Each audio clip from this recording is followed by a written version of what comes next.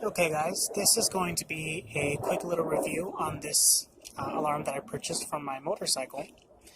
I just first wanted to show you the size of this thing. It fits in my hand perfectly, and usually when I think of something small I think that it's not going to be that loud, but I gave it a test try and this thing hurts my ears. The packaging was pretty simple, came with everything I needed. It came with two humongous zip ties, which I'm going to use right now.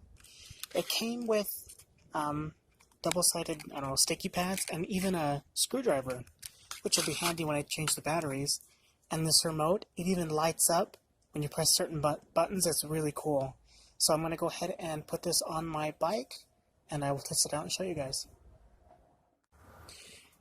Alright, so with some extreme difficulty, I was able to zip tie the device in the back of my motorcycle to the frame in the back, and I am not afraid of it getting wet because it is waterproof. So we're going to test it right now.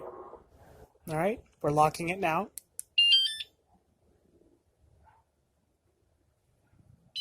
The second beep indicates that it is armed and ready. Alright, now just with the simple bump, it goes off. And if someone, and that's even if you kick the tires or hit the vehicle or the motorcycle in any area of the bike. Now let's say you just moved it. Another warning, and you move it again.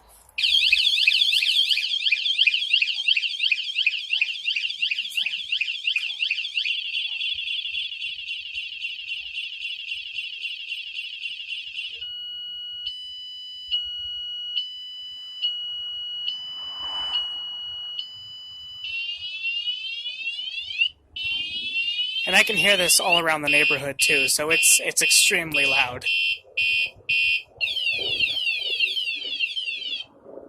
Went on for about 30 seconds.